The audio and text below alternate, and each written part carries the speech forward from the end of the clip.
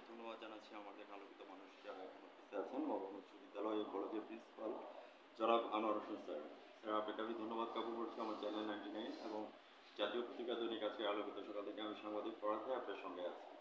প্রথম sir as like as well আমি আপনার কাছে জানতে চাচ্ছি আপনি আমাদের মহকুমা উচ্চ বিদ্যালয় এবং কলেজের মধ্যে প্রিন্সিপাল হিসেবে জয়েন করাতে স্যার আপনার অনুভূতিটা কেমন লাগছে? আপনি চ্যানেল 99 তুলে ধরবেন না, আমি সাংবাদিক পড়াতে আপনার সঙ্গে আছি। সনন্দম স্যার। ধন্যবাদ আপনাকে আমার পক্ষ থেকে এবং স্কুলের পক্ষ থেকে আপনার যখন এসেছেন। আমি এখানে যথাযথ আমি খুশি এবং খুব আনন্দিত যে আমি একজন এত বড় একটি স্কুল এবং কলেজের হিসেবে দায়িত্ব পালন করতেছি, এটা আমার কাছে খুব ভালো লাগতেছে। অশেষ ধন্যবাদ স্যার আপনার অনুভূতির কথা তুলে ধরার জন্য। আমি আপনার কাছে জানতে চাচ্ছি স্যার একজন কিংবদন্তি প্রিন্সিপাল হিসাবে আমি আপনার কাছে জানতে চাচ্ছি একজন শিক্ষার্থী ভালো রেজাল্ট করতে গেলে শিক্ষক, অভিভাবক এবং স্টুডেন্টের কী ধরনের পারফরমেন্স থাকলে আমরা আলোকিত স্টুডেন্ট পেতে পারি? সনন্দম স্যার। শিক্ষক, শিক্ষার্থী এবং তিনজনের যৌথ প্রচেষ্টা এবং অধ্যবসায়, নিরবচ্ছিন্ন অধ্যবসায় হচ্ছে একটা ভালো রেজাল্টের।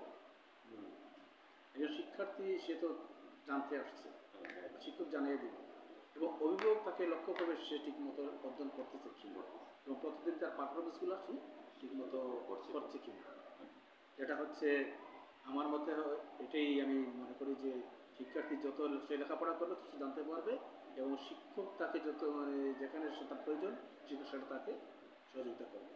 আমার যে আলোকিত আনোয়ার হোসেন প্রিন্সিপাল স্যার যে কথাটা বলেন আমি সহমত পোষণ করছি আপনার সাথে। আপনি যে জিনিসটা তুলে ধরলেন জাস্ট একটা ত্রিভুজ আকারের জিনিসটাকে তুলে ধরেছেন।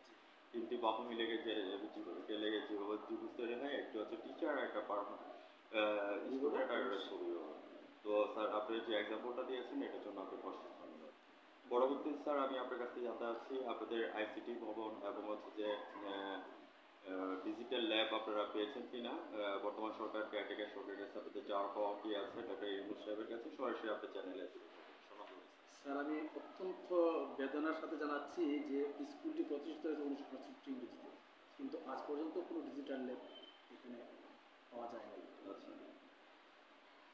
এরপরে আমাদের হচ্ছে শিক্ষার্থীর তুলনায় আমাদের ভবন সংকট, একটি পরিত্যক্ত ভবন আমরা ক্লাস পাঠদান করতেছি, যেখানে ছাত্ররা হয়ে ক্লাস করতেছি, কিন্তু আমরা ঊর্ধ্বতন মহলে যোগাযোগ করেছি কিন্তু এখন পর্যন্ত কোনো আশানুরূপ কোনো ফল পাইনি। তো সবচেয়ে আশ্চর্য যেটা হচ্ছে অনেক নতুন স্কুল হওয়ার পরেও ডিজিটাল ল্যাব পেয়ে গেছে, কিন্তু আমার তো প্রথম স্কুল আমরা ডিজিটাল ল্যাব। ভিউয়ার্স আমি সরাসরি চ্যানেলের মাধ্যমে আমাদের কেয়ারটেকার সরকার ডক্টর ইউনূস সাহেবের দৃষ্টি আকর্ষণ চাচ্ছি যে এবং আমাদের শিক্ষা মন্ত্রণালয়ের দৃষ্টি আকর্ষণ চাচ্ছি। আমাদের প্রিন্সিপাল স্যার যে কথাটা বললেন যে ক্যাম্পাস যেটা আছে এটা জরাজীর্ণ অবস্থার মধ্যে আছে, যে কোনো মুহূর্তে একটা রিস্ক বা ঝুঁকিপূর্ণ অবস্থার মধ্যে পড়ে যেতে পারে। তো একটি ভবন, তো সেই সুবাদে আমি হ্যাঁ, তো সেই ক্ষেত্রে আমি সাংবাদিক পড়া চাই। সাংবাদিক হচ্ছে জাতির বিবেক এবং জাতির দর্পণ। থাকবো না খুব বদ্ধ করে, দেখবো আবার জগৎটাকে কেমন করে হচ্ছে মানুষ যুগান্তরের ভূমিকাকে। আমরা যতক্ষণ পর্যন্ত এলসিডি ভবন এবং আইসিডি ভবন এবং হচ্ছে যে নতুন ভবন না দিতে পারবো ততক্ষণ আমাদের সাংবাদিকের কলম এবং কাগজ চলতেই থাকবে। আমরা ভীরু নই, আমরা কাপুরুষ নই। আমরা আমাদের বর্তমান সরকারের কাছে এবং আমাদের শিক্ষা মন্ত্রণালয়ের কাছে আমাদের আকুল আবেদন আপনাদেরকে যাতে অতি শীঘ্রই আমাদের নতুন ভবন এবং ডিজিটাল ল্যাব যাতে দেওয়া হয়। আর না তাহলে আমাদের কলম এবং ক্যামেরা চলতেই থাকবে। হ্যাঁ, এবার যে আসুক না কেন সরকার, আমরা এটা দেখার বিষয় নয়, আমাদের দেখার বিষয় দেশকে কীভাবে উন্নত করা যায়, আপনাদেরকে কীভাবে অনারেবল পার্সন হিসেবে অনার করা যায়, সেই জিনিসটাই আছে যে সাংবাদিকের বিবেক এবং বুদ্ধি। তো সেই সুবাদে স্যার আমি আপনার কাছে জানতে চাচ্ছি বিগত দিনের রেজাল্টের পারফরমেন্স আপনাদের কেমন? আনোয়ার স্যার সেটা আপনার চ্যানেলে সরাসরি। আমাদের স্কুলের পারফরমেন্স স্কুল এবং কলেজের অনেক ভালো, কলেজের প্রায় 100% প্রতি বছর হচ্ছে, স্কুলে মোটামুটি 80%, 89%, 75% হয়ে চলছে। একটি কথা আনোয়ার স্যার আমি আপনাকে ধন্যবাদ জ্ঞাপন করছি এবং তার সাথে আমাদের কেয়ারটেকার সরকার ইউনূস সাহেবের দৃষ্টি আকর্ষণ করছি যে আজকে চুনুপুটি স্কুলগুলির মধ্যে দেখা যাচ্ছে যে আইসিডি ভবন পেয়ে গেছে বা নতুন ভবন পেয়ে গেছে এবং হচ্ছে যে এলজিডি ভবন পেয়ে গেছে। তো আমরা এখানে আইসিডি ভবন পাবো না এবং হচ্ছে যে আমাদের ডিজিটাল ল্যাব পাবো না, তা হবে না তা হবে না। এই জন্য আমরা চ্যানেলের মাধ্যমে আমরা দৃষ্টি আকর্ষণ করছি উইদিন 3 মান্থসের মধ্যে আমরা প্রেয়ার করে গেলাম যে আমাদের যাতে ভবনগুলি আমরা পেতে পারি। স্যার আর কি কি জিনিস আপনার প্রয়োজন আছে আপনি সরাসরি প্রয়োজন তো স্যার মানুষের তো চাহিদার শেষ নেই, কিন্তু আমার সবচেয়ে এখন যেটা সবচেয়ে বেশি প্রয়োজন সেটা হচ্ছে আমার একটা এসি এবং শিক্ষক স্বল্পতা। ও আচ্ছা, শিক্ষক সরবরাহ রয়েছে।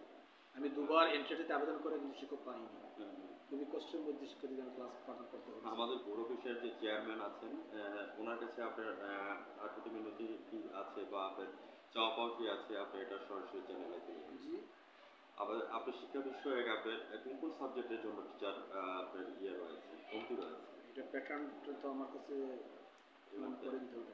আচ্ছা, ঠিক আছে। টিচার অন্তত 200টা ডিস্ট্রিক্ট। ওকে। এই জন্য আমাদের প্যাটার্নটা আমি একটু করে হ্যাঁ, আমি ভিউয়ার্স, আপনারা আমাদের সঙ্গেই থাকুন। আমরা প্যাটার্নটা স্যারের কাছ থেকে ব্রেকিং নিউজের পরে আমরা নিয়ে নিচ্ছি। Sir, what's your next dream and next goal?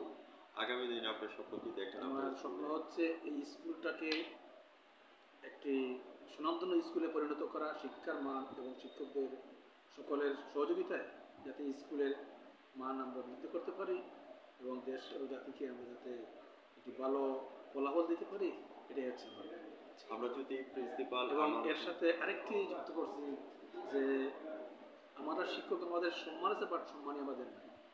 Caretaker সরকারের কাছে আমার এটাই দাবি যাতে শিক্ষকদের বৈষম্য, বিশেষ করে এমপিভুক্ত শিক্ষকদের বৈষম্য দূর করে যাতে চাকরিটা জাতীয়করণ করা হয়, এই ব্যাপারটা একটু চ্যানেলের মাধ্যমে জানাইয়া দেওয়া বা আমাদের সহযোগিতা করা, অবশ্যই। এটাই হচ্ছে আমাদের।